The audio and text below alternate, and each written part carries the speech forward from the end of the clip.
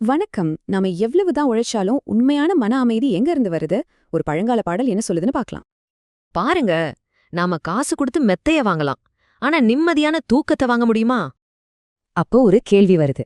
நம்மளோட முயற்சி மட்டும் ஒரு நிறைவான வாழ்க்கைக்கு போதுமா? இதுக்கு சாலமோன்னு ஒரு ஞானமுள்ள ராஜா எழுதின ஒரு பாட்டுல ஒரு அருமையான பதில் இருக்கு.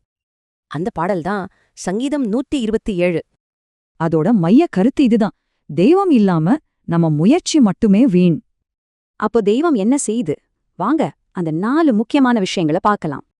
1. நம்ம குடும்பத்தை கட்டுறார். அது வெறும் வீடு இல்ல, சந்தோஷமான ஒரு வாழ்க்கை. 2. நம்மள பாதுகாக்கிறார். நாம பார்க்காத ஆபத்துல இருந்தோ நம்மள காக்கிறார். 3. நம்மள போஷிக்கிறார். அதாவது நம்ம உழைக்கிறதுக்கான பலத்தையே அவர்தான் தர்றார். கடைசியா 4. நிம்மதியான தூக்கத்தை தர்றார். இதுதான் உண்மையான அமைதிக்கு அடையாளம். அப்போ இவ்ளோ நல்ல விஷயங்களை நம்ம அனுபவிக்க விடாம தடுக்கிறது எது? அந்த பாடல் சொல்லுது, அதுக்கு காரணம் பாவம். தெய்வத்தை விட்டு நம்மள பிரிக்கிற விஷயங்கள் தான் அது. ஆனா ஒரு நல்ல செய்தி, இந்த தடைய நீக்கி உண்மையான அமைதி அடைய ஒரு வழி இருக்கு.